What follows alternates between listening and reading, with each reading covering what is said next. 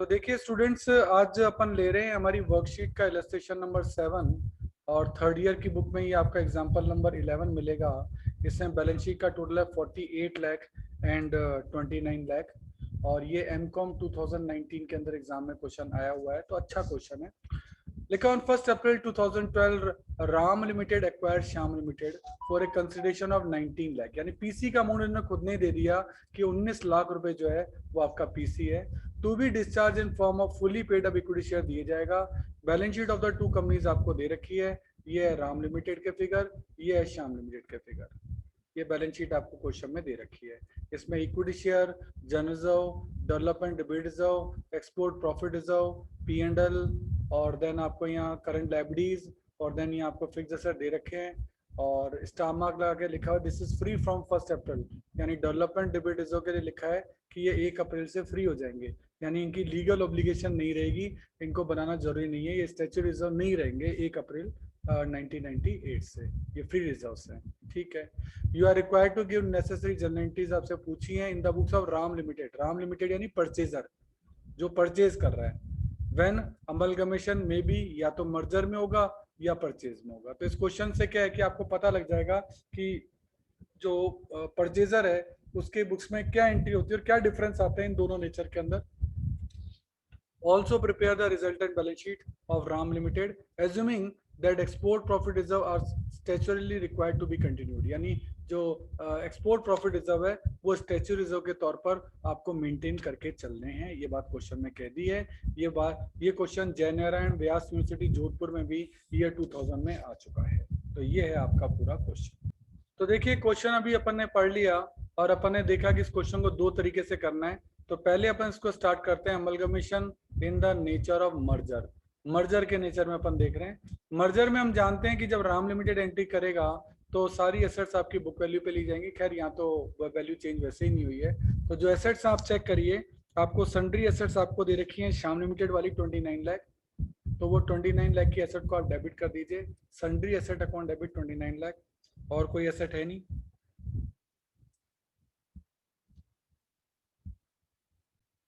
तो एसेट्स आपकी 29 लाख है, उसको डेबिट कर दिया। अब लायबिलिटीज में आपका क्या है, एक तो करंट लायबिलिटी है, आपको उसको लेना पड़ेगा। तो टू सन्ड्री लायबिलिटी ये आपकी आ गई 8 लाख। और जितने भी आपके स्टैच्यू रिजर्व है जो कि आपको कंटिन्यू रखना है, तो इसने कहा था एक्सपोर्ट प्रॉफिट रिजर्व आपको कंटिन्यू रखना है, तो ये आपका आ जाएगा एक्सपोर्ट प्रॉफिट रिजर्व। और पीसी आपका तय हुआ था 19 लाख, क्वेश्चन की पहली लाइन में दे दिया था। तो to liquidator of Shyam limited 19 lakh रुपए। तो ये आपकी हो गई being assets and liabilities taken over. Ram limited ने आपकी सारी एसेट्स एंड लायबिलिटीज ले ली। तो देखिए लिक्विडेटर को आपने यहाँ क्रेडिट किया था, आपने अपना 19 लाख से उससे क्रेडिटर बनाया था। अब उसको डेबिट कर दो, डेबिट द रिसीवर 19 लाख रुपए। बदले में हम उसे इक्विटी शेयर दे रहे हैं कितने रुपए के, 19 लाख के। तो मर्जर के नेचर में तो सिर्फ दो ही एंट्री हैं, ये दोनों एंट्रीज आपकी हो जाएंगी। अब आपकी बैलेंस शीट बनेगी किसकी, राम लिमिटेड की। तो राम लिमिटेड की एसेट्स में अब चेक करिए, इसकी बैलेंस शीट के अंदर अब इक्विटी शेयर कैपिटल कितनी आएगी। तो देखिए अब ध्यान से सुनना क्या क्या चीजें हैं। राम लिमिटेड की बैलेंस शीट बना रहे हैं, तो राम लिमिटेड की खुद की शेयर कैपिटल थी 20 लाख और 19 लाख के शेयर ये इशू कर दिए उसने। तो 20 और 19 39 लाख की टोटल कैपिटल हो गई। देखो कैपिटल कैसे निकलती है, 20 लाख की खुद की थी, 19 लाख अभी और इशू कर दिए, तो ये हो गई 39 लाख। जनरल रिजर्व की बात करें तो जनरल रिजर्व जो है आपके 7,50,000 थे, इसके खुद के थे, और 1,50,000 इसने उस दूसरी वाली फर्म के भी ले लिए। अब ये बात आपको कैसे पता लगेगी, उसके लिए आपको थोड़ा सा समझना चाहिए कि वास्तव में इनको क्या करना चाहिए था। यहाँ जनजो भी क्रेडिट कर देने चाहिए थे। तो जनजो इसके खुद के कितने, इसके श्याम लिमिटेड के कितने जनजो थे, 1,50,000। तो ये 1,50,000 ये भी आ जाते।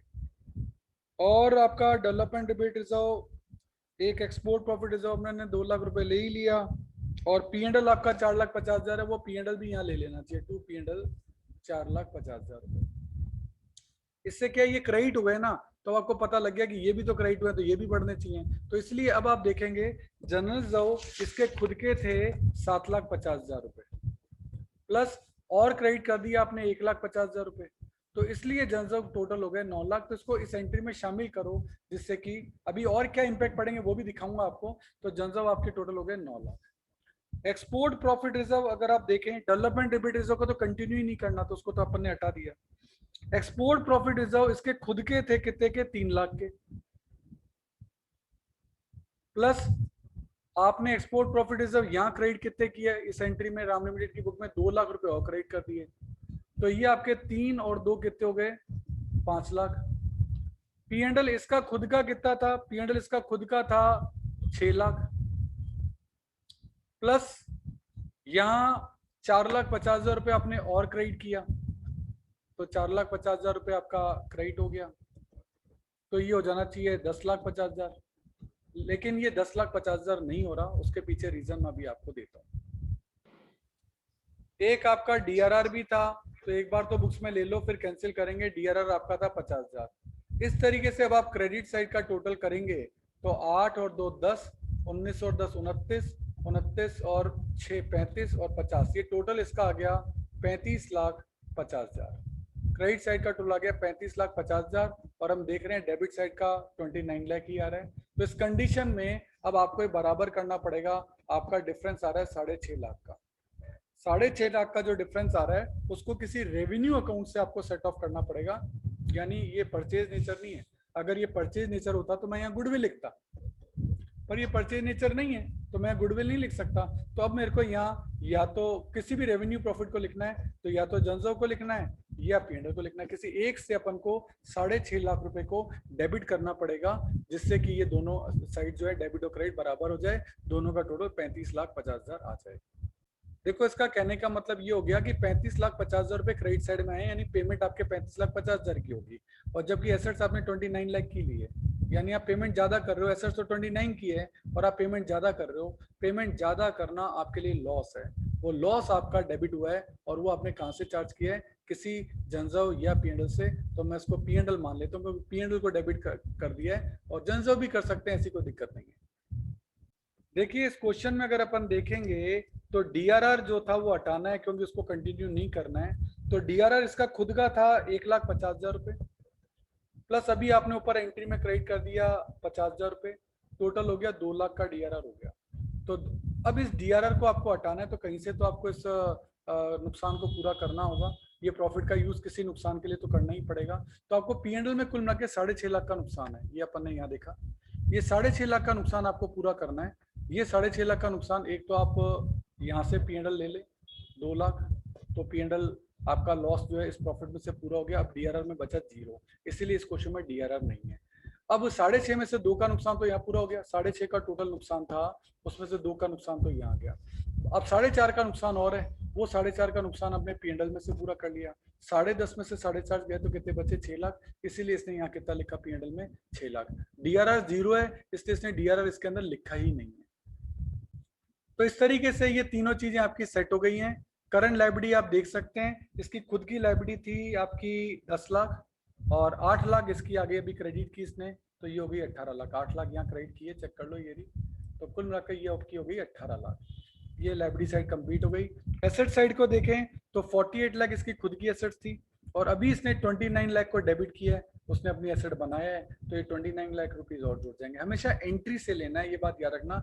दोनों बैलेंस शीट से मत ले लेना, एक बैलेंस शीट से लेना है और दूसरा आइटम जो जोड़ने वाला या लेस करने वाला आइटम है वो एंट्री से लेना है। टोटल हो गया 77 लाख। इससे आपकी दोनों साइड्स का टोटल जो है 77 लाख हो गया। इस तरीके से आपका परचेज नेचर का काम जो है वो आपका कंप्लीट हो गया। अब इसी चीज को अपन मर्जर नेचर में पढ़ते हैं, तो सन्ड्री एसेट वही 20 लाख। तो अभी तक जो हमने किया था वो तो मर्जर नेचर था, अब हम देख रहे हैं परचेज नेचर। परचेज नेचर करेंगे, सन्ड्री एसेट्स को अपन ने डेबिट किया, सन्ड्री लायबिलिटीज आपकी 8 लाख की क्रेडिट हो जाएंगी, पीसी का अमाउंट लिक्विडेटर में आ जाएगा। और क्योंकि ये परचेज नेचर है तो यहाँ रिजर्व वगैरह तो आपको कोई लेना ही नहीं, कोई भी रिजर्व नहीं लेना, नॉर्मल रिजर्व भी नहीं लेना, स्टैच्यू रिजर्व की तो बात ही दूर है, तो लेना ही नहीं है आपको। तो अब आप देख रहे हैं कि डेबिट और क्रेडिट बराबर नहीं है, मर्जर का नेचर है। तो इसका मतलब ये हुआ कि 29 लाख की आपने एसेट ली और पेमेंट आप 27 ही कर रहे हैं, तो बैलेंसिंग फेयर में ये आपके लिए फायदा हो गया 2 लाख रुपए का फायदा कैपिटल रिजर्व में ट्रांसफर कर दिया गया। अगर डेबिट कम पड़ती तो मैं गुडविल लिखता और क्रेडिट कम पड़ेगी तो कैपिटल रिजर्व लिखेंगे। ऐसा परचेज के नेचर में होता है। अब लिक्विडेटर को आपने क्रेडिट किया था 19 लाख, उसको पेमेंट कर दो। Liquidator of Shyam limited account debit to equity share capital 2 lakh, ये अपन ने कर दी।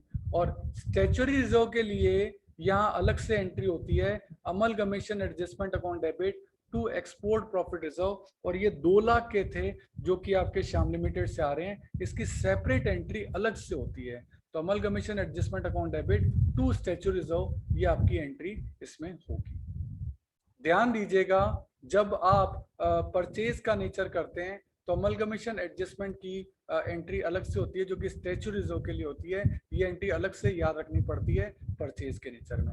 अब आप जब बैलेंस शीट बनाएंगे बहुत इजीली, देखिए पहले 20 लाख की शेयर कैपिटल उसकी खुद की थी, 19 लाख उसने शेयर इशू कर दिए, टोटल हो गई 39 लाख। जनजव की बात करें, 7,50,000 आपका जनजव था। देखिए वैसे तो इसका जनजव जो खुद का है वो है 7.5 लाख, तो बैलेंस शीट में वास्तव में 7.5 लाख रुपए ही आने चाहिए, है ना। अब ये 9 लाख कैसे आया? एक्चुअली जो इसका खुद का डीआरआर था ना 1.5 लाख का, वो डिसकंटिन्यू हो रहा है, ऐसा क्वेश्चन में कह दिया गया। तो कंटिन्यू सिर्फ एक्सपोर्ट प्रॉफिट रिजर्व ही स्टैच्यू रिजर्व के तौर पे होगा, तो वो आपको 1.5 लाख रुपए यहाँ ऐड करना पड़ेगा। जो इसका खुद का डीआरआर है, ध्यान देना, इसका ओन डीआरआर है राम लिमिटेड का, वो 1.5 लाख रुपए आपने इसमें ऐड कर दिया, ये हो गया 9 लाख। फिर इसका जनजव हो गया, डीआरआर हमने जोड़ दिया। ईपीआर इसका एक्सपोर्ट प्रॉफिट रिजर्व खुद का जो था वो तो था 3 लाख, और 2 लाख रुपए अभी अभी आपने एक्सपोर्ट प्रॉफिट रिजर्व यहाँ इसका ले लिया, तो ये हो गया 3 और 2 5 लाख, तो इसीलिए ये हो गया 5 लाख। और पी एंड एल इसका खुद का ही लेना है, खुद का कितना है 6 लाख, और दूसरे का 4.5 लाख है, वो आपने एंट्री में लिया ही नहीं तो उसको लेने की जरूरत ही नहीं है। तो कुल मिलाकर ये सारे खुद के ही हैं इसके, ये बात अपन को ध्यान देनी है। लाइबिलिटी आपने ली है तो 10 और 8 18 हो गई है, और एसेट्स आपने ली है 48 और 29 77 लाख हो गई है। और आपने अमलगमेशन एडजस्टमेंट को डेबिट किया था, ये देखो डेबिट किया, डेबिट करने से ये तो एसेट बन जाएगा और ये लाइबिलिटी बन गई, तो ये तो लाइबिलिटी के तौर पे अपन ने यहाँ ऐड की है ये रही, और इसको एसेट्स के तौर पे दिखाना पड़ेगा। तो 2 लाख की आपको एसेट्स अमलगमेशन एडजस्टमेंट के नाम से 2 लाख की आपको एसेट दिखानी पड़ेगी। अब दोनों साइड का टोटल 79 लाख आ जाएगा, आपकी बैलेंस शीट का टोटल इक्वल आ चुका है, तो आपका आंसर जो है वो 100% राइट है।